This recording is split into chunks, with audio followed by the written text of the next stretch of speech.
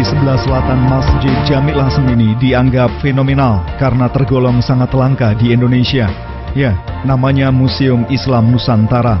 Sampai awal bulan Januari tahun 2021, bangunan 3 lantai tersebut masih proses penggarapan. Yang paling mencolok adalah lantai paling atas, karena seluruh jendelanya dipasang pahatan kayu jati berisi ayat-ayat kitab suci Al-Quran. Terdapat 271 daun jendela, masing-masing jendela 2 halaman bolak-balik, sehingga totalnya 542 halaman. Abdul Mu'id, Ketua Takmir Masjid Jami' Lasem, mengisahkan Museum Islam Nusantara bangun sejak tahun 2019 lalu. Khusus ukiran ayat-ayat Al-Quran, terhitung per awal tahun 2021, selesai sekira 15 juz, sedangkan 15 juz lainnya masih dituntaskan. Semula proses pembuatan memakai cara manual. Setiap lembar daun jendela butuh waktu rata-rata 12 hari. Karena lama dan sangat rumit, belakangan pengerjaan juga dibantu menggunakan mesin supaya lebih cepat untuk mengejar target waktu.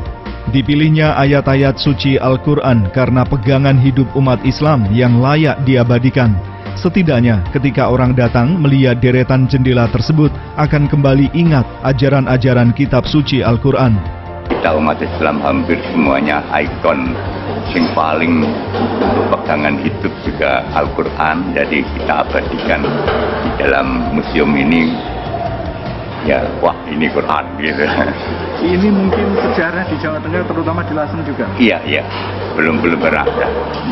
Awal mulanya gimana Mas, tercetus ide ini? Karena memang ya karena itu istilahnya kitab suci kita, tiap hari kita pegang, kita baca, akhirnya akan muncul ide. Andekan belarak-belarak roh Quran wis ning ati udah kayak ada rem lah istilahnya. Ia mengisahkan pekerja tidak sembarangan selama membuat jendela. Mereka diwajibkan wudhu sebelum mengukir. Ketika buang angin kentut misalnya, harus wudhu lagi sebelum melanjutkan pekerjaan. Selain itu, pekerja sepakat tidak mengucapkan kata-kata jorok atau kotor. Mereka ingin benar-benar menjaga kesucian Al-Quran. Dia buat Quran, kalau bisa jangan sampai lepas wudhu. Jadi waktu dia garap itu, dia batal gitu ngentot ya, dia itu memang saya perintahkan kayak gitu biar istilahnya jaga kesucian. Kesucian dan berkahnya ada gitu loh dari tiap tukang gitu. Omong-omongan sarwet marah kok dia omongan marah Quran. Nah, jadi ada semacam mitos.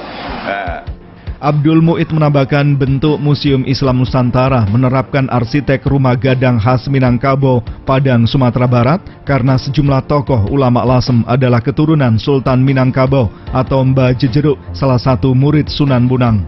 Tapi bianya tidak melupakan Mbah Sambu, tokoh Lasem keturunan Jawa, putra Jaka Tingkir atau Sultan Hadiwijaya, Raja Pajang. Di tengah rumah gadang berdiri rangka kayu bangunan joglo, rumah khas Jawa Tengah. Suatu ketika, sejumlah tokoh dari Padang, Sumatera Barat sempat singgah ke Masjid Jami' Lasem. Begitu melihat rumah gadang dilengkapi jendela ayat Al-Quran, mereka terheran-heran karena di tanah asli rumah gadang belum ada bangunan seperti itu. Bahkan mereka langsung membantu dana untuk pengadaan 2 juz jendela. Sini tuh 3 tokoh yang dari keturunan Mbah Sunan Minangkabau, Sultan Mahmud sana loh. Di Jeruk.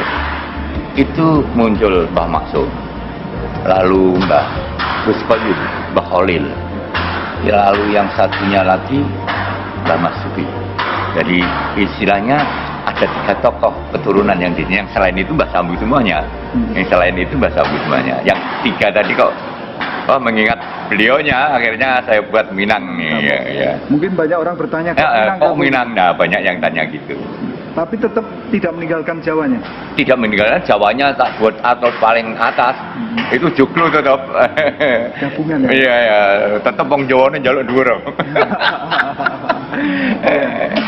Syiar Islamnya kira-kira seperti apa Pak Mu'id?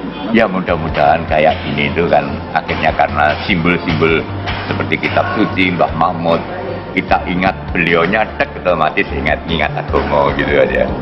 Dan bangunan itu kelihatan banyak yang menarik sampai teman-teman yang dari Padang itu datang ke sini, wah Padang nggak ada yang kayak gini sampai cerita tuh.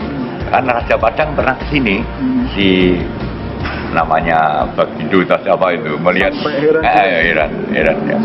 Malah dia terima kasih, dia sempat kasih istilahnya 1 juz, dia 2 juz dia kasih apa? Bantu. Wah ikut saya ikut Pak Muhid. Kira-kira habis biaya berapa Pak untuk seluruh pembangunan museum ini?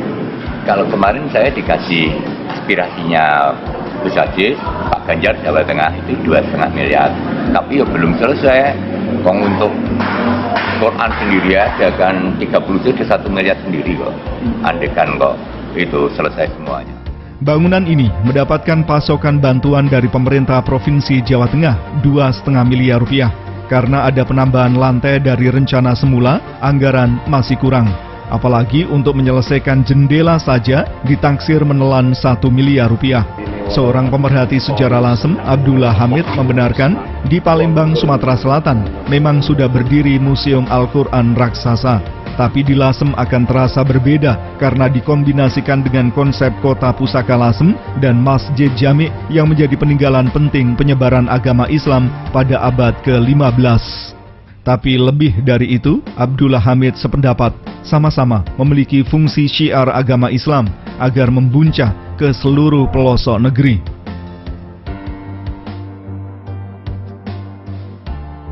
Tentu saja ini akan menambah khasanah Kota Pusaka Lasem ya. Untuk melengkapi adanya Kota Pusaka Lasem, insya Allah akan direalisasi pada tahun ini. Mudah-mudahan inilah sumbangsi kita Mistin Lasem menyumbangkan sebuah karya museum, gitu, museum bisa lebih menambah khasanah Kota Pusaka Lasem. Cukup fenomenal juga Pak ya dengan konsep ini. Ya, cukup fenomenal gitu. Dalam arti yang pertama mungkin yang ada.